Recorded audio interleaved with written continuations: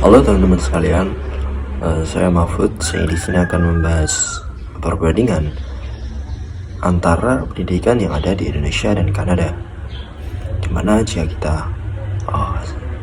lihat secara sekilas, itu pendidikan yang ada di Indonesia dan Kanada sangatlah jauh.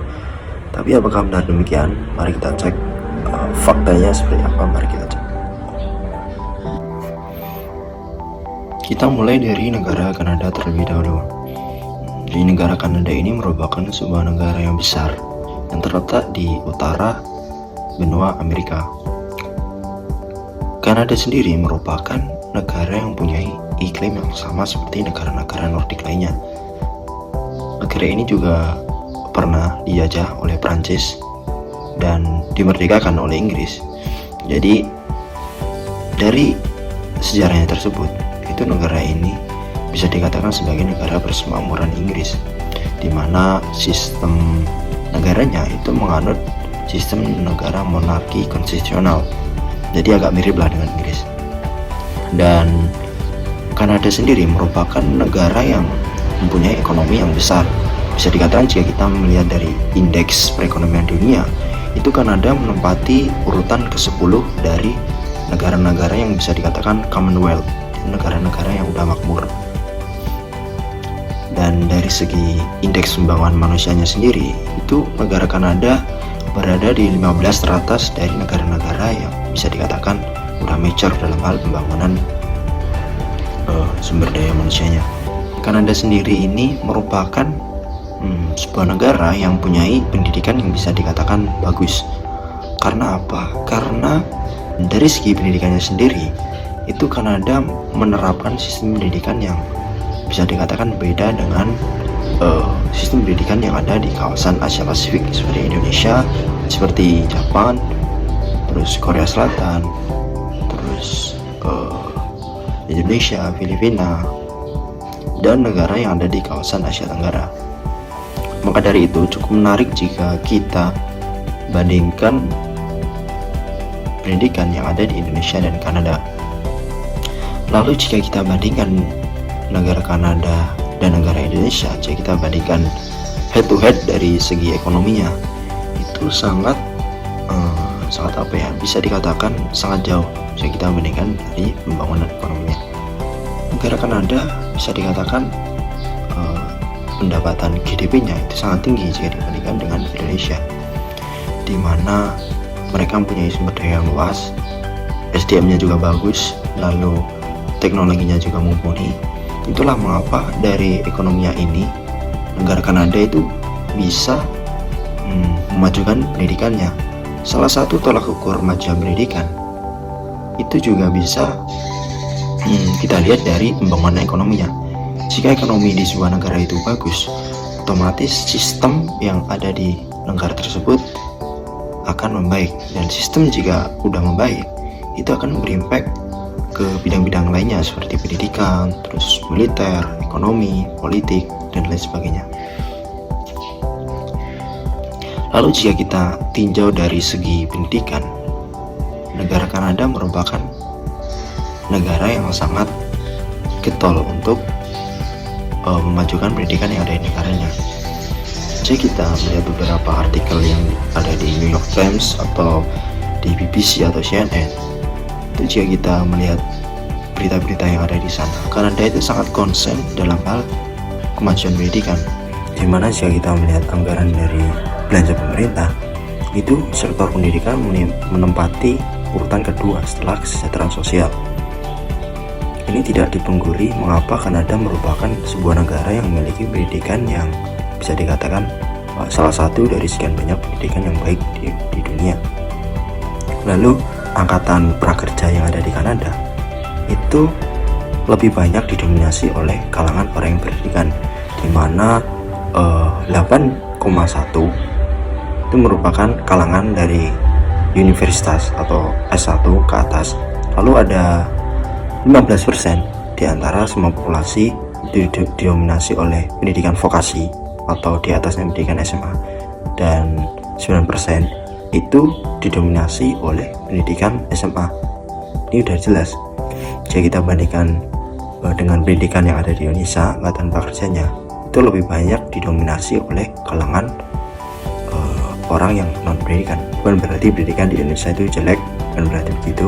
Akan tapi jika kita bandingkan itu head to head antara pendidikan yang ada di Kanada dan pendidikan yang ada di Indonesia, dan dari angkatan prakerjanya itu udah cukup jelas bahwasanya Kanada itu sangat konsen di dunia pendidikan.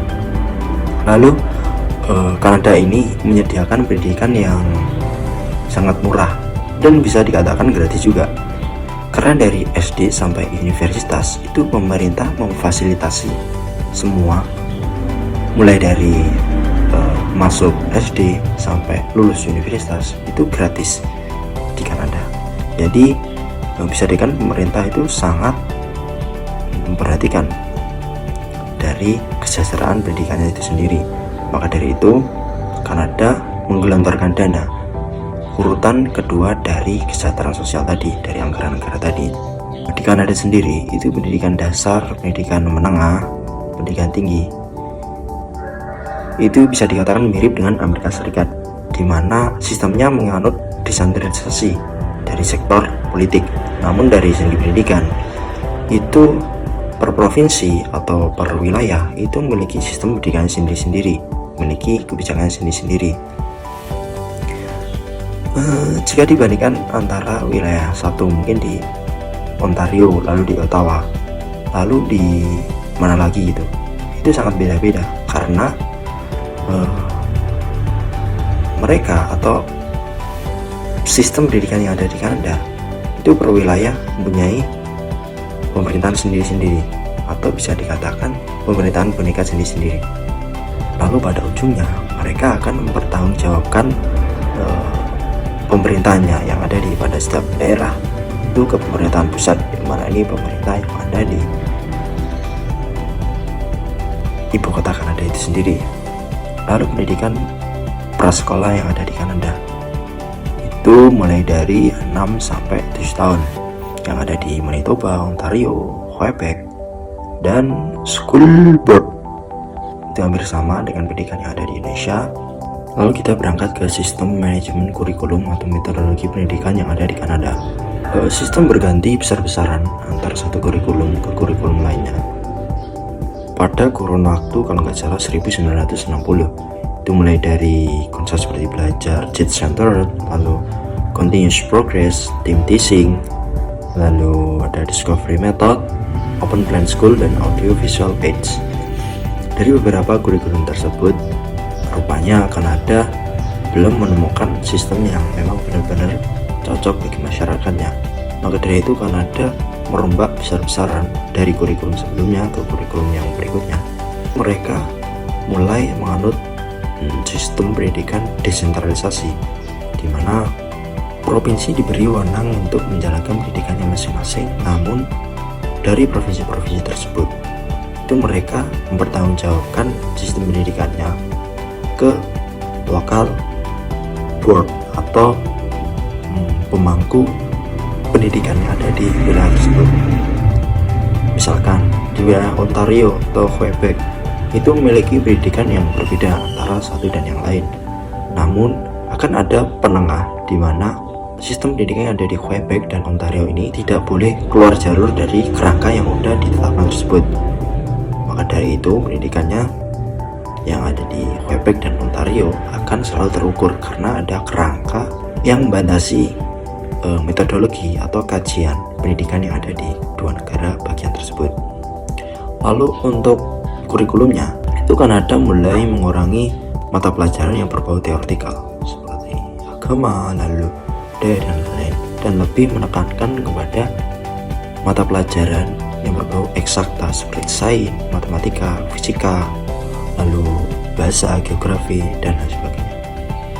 Itulah mengapa Kanada itu banyak melahirkan ilmuwan-ilmuwan atau pakar-pakar di teknologi tertentu, karena sistem pendidikannya yang seperti itu, yang lebih menekankan kepada eksakta atau keterampilan. Lalu ujian kenaikan kelas dan sertifikasi. Pada umumnya pada negara-negara seperti Indonesia dan Asia Tenggara pada umumnya itu ujian kenaikan kelas pada tingkat SD dan SMP itu dilakukan dengan penilaian dengan angka. Namun di Kanada itu sangat berbeda. Dia lebih menekankan kepada grade, dimana jika seorang siswa itu dirasa mampu, itu boleh mengajukan ke tingkat yang selanjutnya, karena tidak ada kenaikan kelas yang berdasarkan dengan angka. Dengan sistem seperti ini, itu siswa lebih bisa mengeksplorasi kemampuannya secara mendalam tanpa harus terbebani dengan nilai yang diujikan pada saat kenaikan kelas. Maka dari itu Kanada lebih menekankan kepada grade, dimana jika seorang siswa itu sudah mampu, itu diperbolehkan. Lalu pada tingkat universitas atau vokasi, ujian akhir semester atau ujian kenaikan kelas, jika di negara-negara seperti Indonesia dan negara lainnya, itu diselenggarakan parsial. Jadi setiap universitas menyelenggarakan ujiannya sendiri-sendiri, namun berbeda dengan Kanada. Jika di Kanada, ujiannya diselenggarakan jika di Kanada, ujian kenaikan kelas atau exam dari universitas itu diselenggarakan oleh Menteri Pendidikan. Jadi secara desentralisasi ujian. Jadi ujiannya itu langsung dari Kementerian Pendidikan itu sendiri. Jadi meskipun pendidikannya itu berbeda di setiap provinsi, itu ujiannya akan sama. Kementerian yang ada di Kanada, khususnya Kementerian Pendidikan, itu mempunyai standar khusus mengenai kelayakan kelulusannya itu sendiri. Jika dari pemaparan tadi sudah bisa kita ketahui, jika perbandingan antara Kanada dan Indonesia, jika kita tinjau dari segi pendidikannya, lalu segi evaluasinya, kurikulumnya, sistemnya, itu sangat berbeda dan sekali dengan Indonesia. Apakah ini cocok dengan siswa atau sistem pendidikan di Indonesia jika diakomodir untuk bisa mengasosiasikan antara pendidikan yang ada di Kanada dengan di Indonesia?